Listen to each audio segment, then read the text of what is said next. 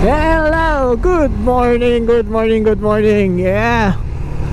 Ang aga talaga ngayon. 6:43 in the morning. Well, galing na tayo sa Pangasinan. Welcome ulit sa aking vlog. Ngayon, pupunta tayo sa highest point. Well, going here, dadaan tayo ng La Trinidad.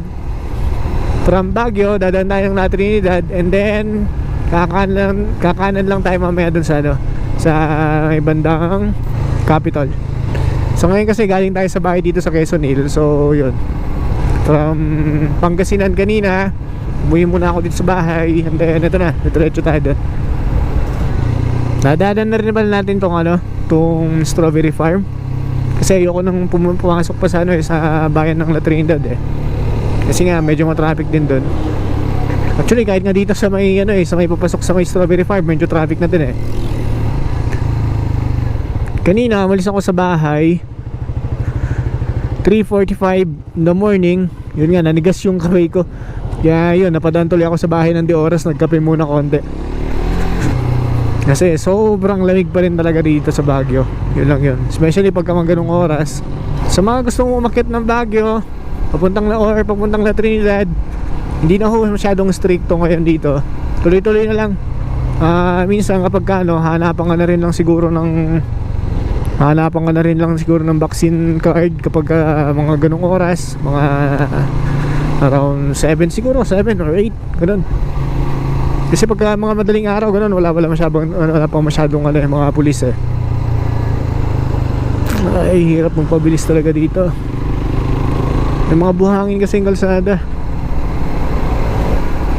Actually, tagal ko nang gustong pumunta rito. Well, welcome to the strawberry farm pala yan. Strawberry farm. So, ganyan po itsura niya.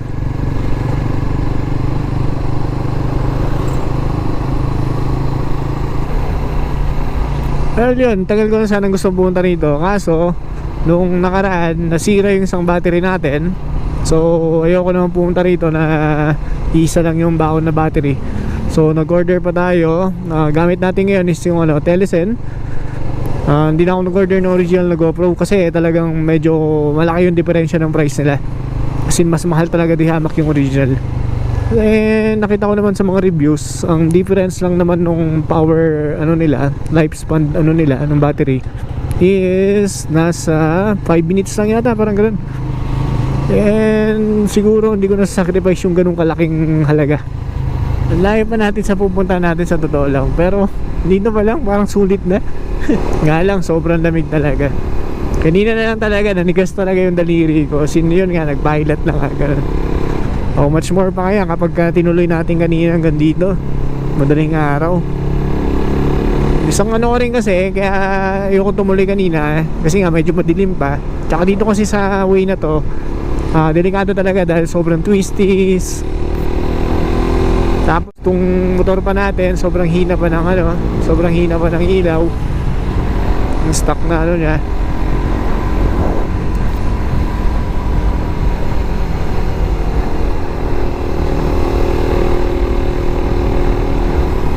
At sa sobrang taas ng lugar na to, sa totoo lang, malapit-lapit na sa langit to Kumbaga sabi nga nila, isang liko na lang. Pag ikaw nalaglag sa bangin talaga, langit agad ang punta. Oh man.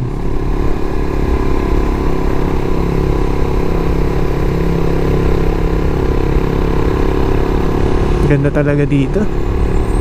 Buhay na buhay yung mga pine trees. There you are.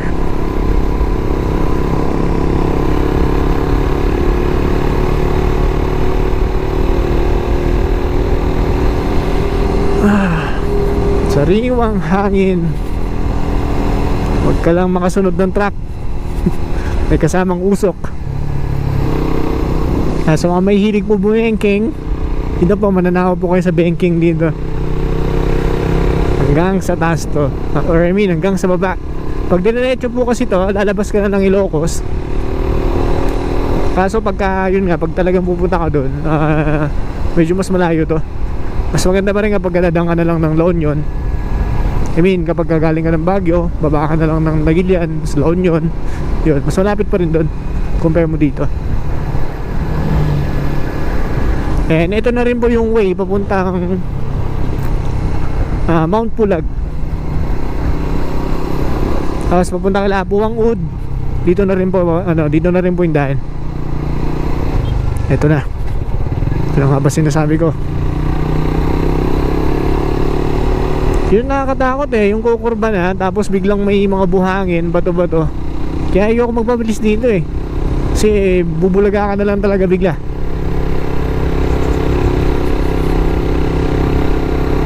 Oo, may face to face na rito. Mga bata, papasok na. Alright.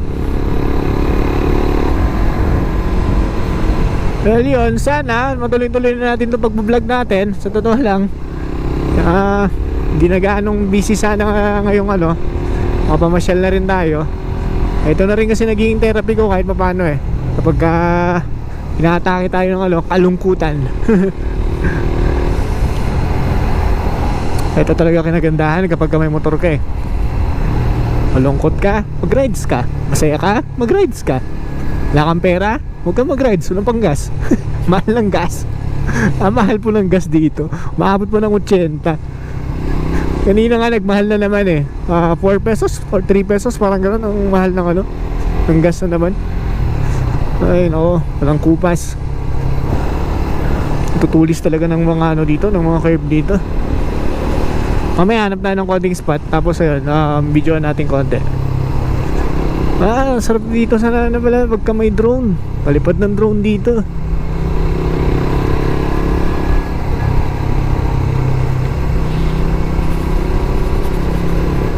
Ito mga nagdi-deliver ng gasol dito sanay na rito sa kalsada nila Alam na lang kung saan yung lubak Sarap to sundan. Kahit yata yung tumatawid na langgam, alam niya kung nasaan Wow.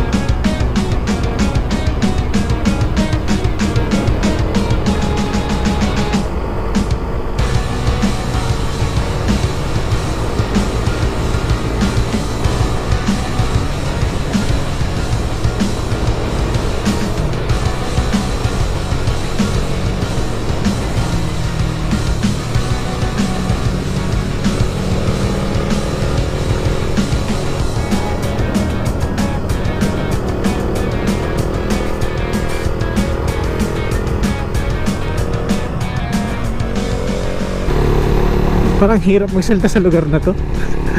Kailangan concentrate ka talaga sa kalsada. Naninigas na naman yung mga daliri ko. Lamig talaga. Well yun nga po, iba na yung lamig dito compare mo sa Baguio. Dito talaga nanunuot. Nanunuot yung lamig. Hindi kaya sa Baguio na medyo mainit-init na nga konti Dito talagang walang kupas kahit sa banda.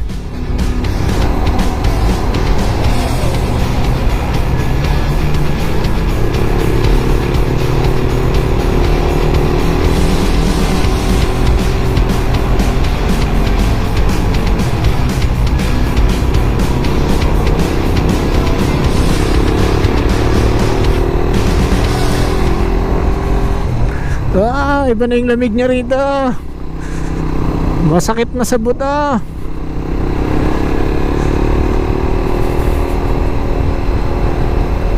Dapat talaga nagdobleng jacket tayo rito.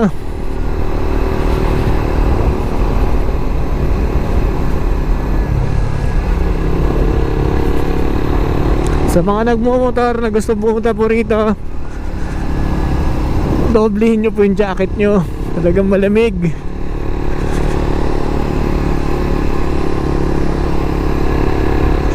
Taas na natin.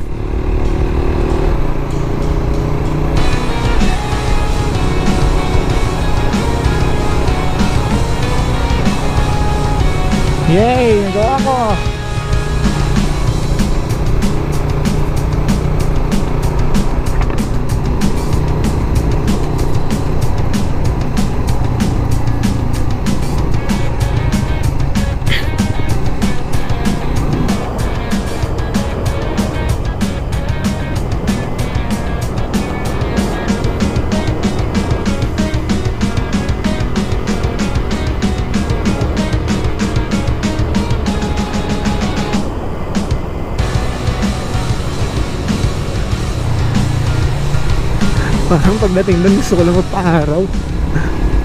Grabe.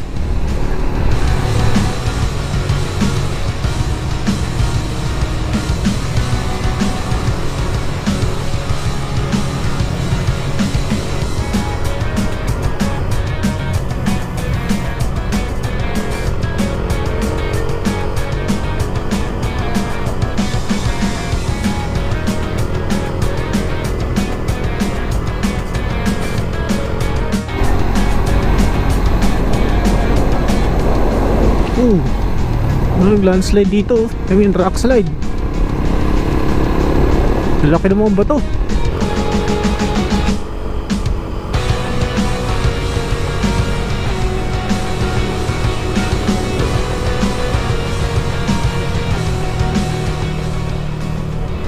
Ito na lang ngayon ko sabihin malapit na ba tayo o ano. Parang kanina ba ako umiikot-ikot dito. Malayo pa pala. Sa isip ko kanina, akala ko malapit na.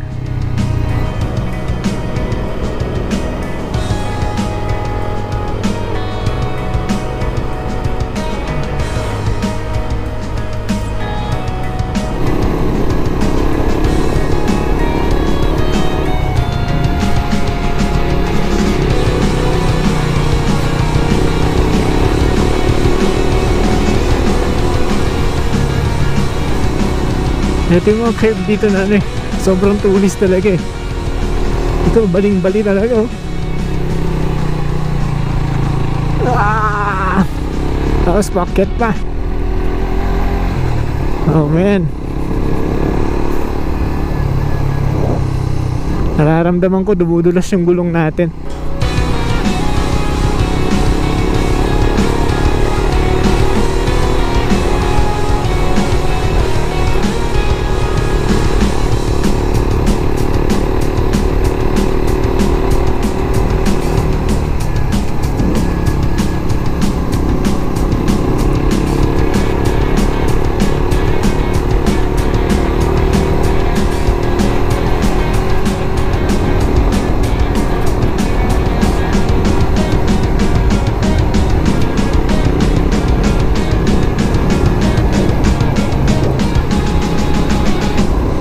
Sana may stopover na.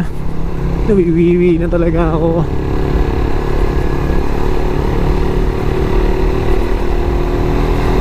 Yun.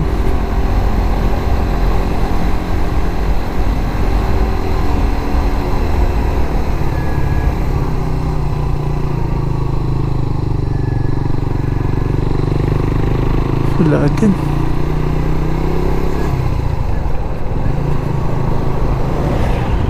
Yun oh. Stop tayo saglit dito. Pakita ko lang yung pinanggalingan natin.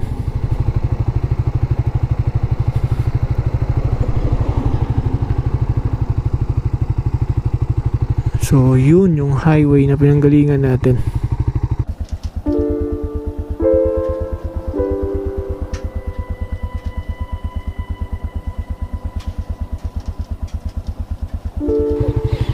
So tara, marami pong view dun.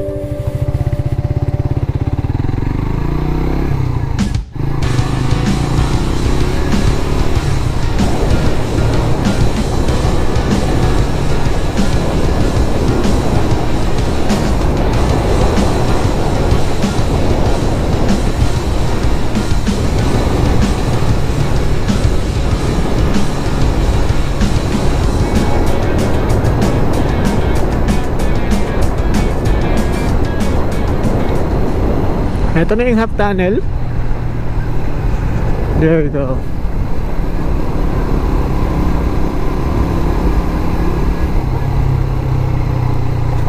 Loko, may ano dito eh. Stop over dito. Yan yun. Dito na tayo sa may half tunnel sa may ano, papuntang highest point. So dito na tayo, part ito ng ano, Atok. Yes, Atok Benguet. So ito, pakita ko sa inyo yung view.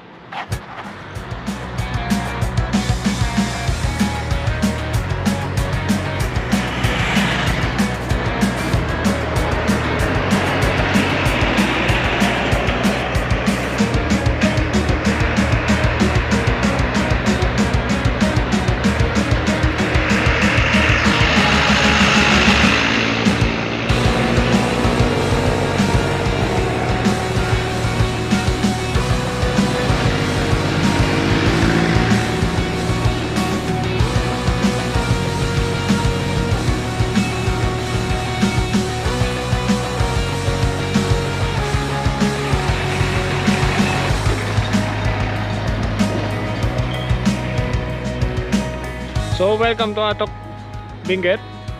Ito yung sa half tunnel. Yan. So tutuloy pa rin tayo dun sa may highest point banda. Right, so tara.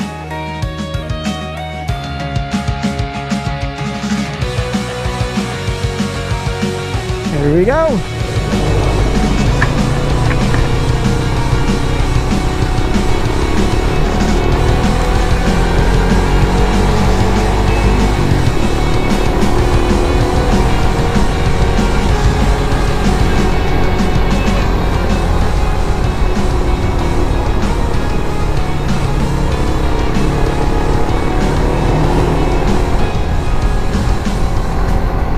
Mga few minutes away na lang dito magmula dun sa sa half tunnel.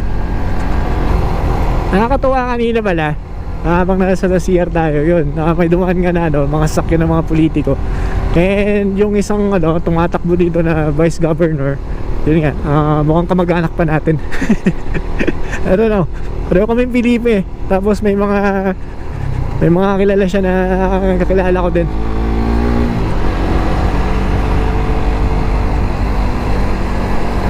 So yun, shoutout sa iyo, sir.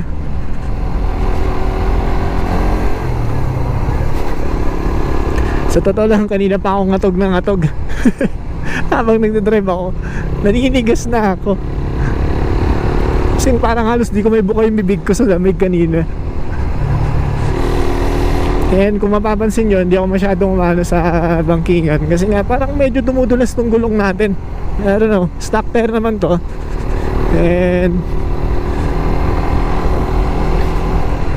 medyo wala pa rin akong tiwala dito sa gulong natin, or talaga madulas lang talaga kanina yung kalsada. I don't know. Pag nagkapera tayo, palitan na rin natin to. Hirap na i-compromise yung yung safety natin, lalo sa mga gulong. Tsaka yun, kapag karamihan kasi sa mga stock tire talaga medyo madudulas. Karamihan yun, unless siguro yung mga magandang brand na rin lang na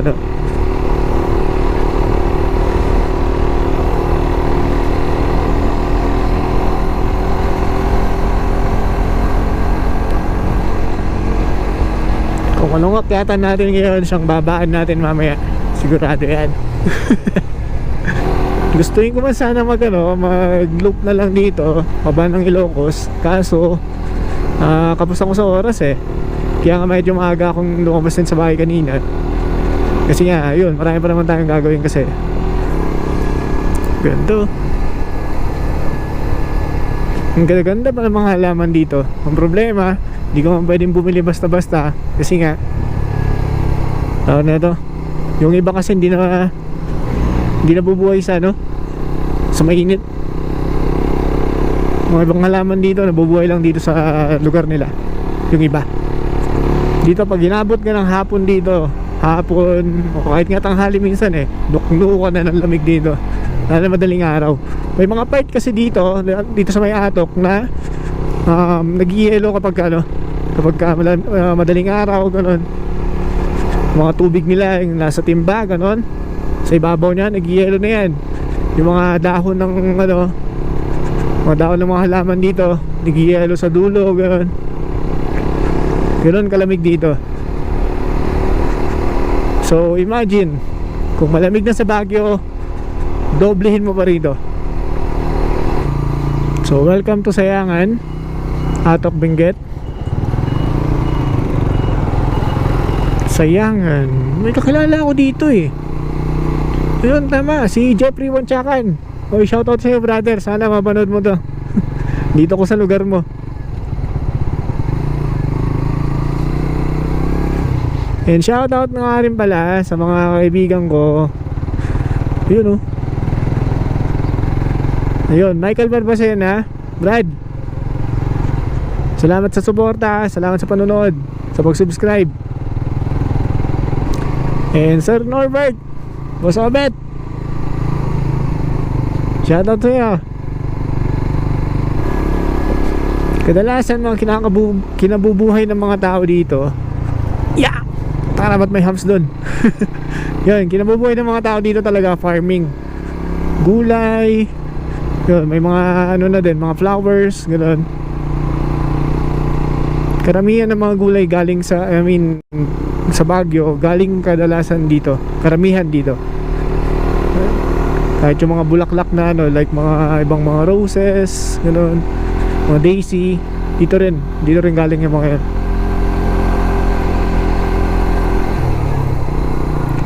And kung napapansin nyo yung mga ano, yung mga yan, mga parang hagdan na ano yan.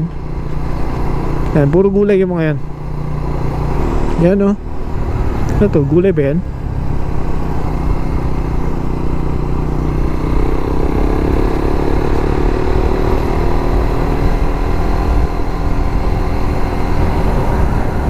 Yan, tignan nyo kung gaano sila kasipag dito. Yun nga, kahit yung bundok, talagang medyo pinapatag nila konti para lang matamnan. Ganoon kasipag mga tao rito. Mali ata yung sinabi ko, few minutes away doon sa ano, sa may half tunnel parang few hours.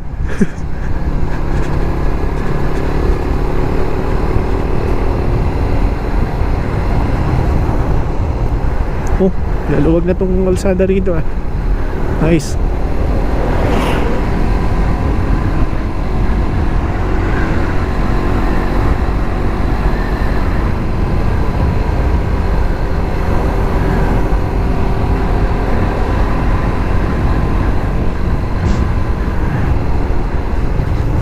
So yun, welcome to the highest point. Actually second na to kasi may mas mataas na dito ngayon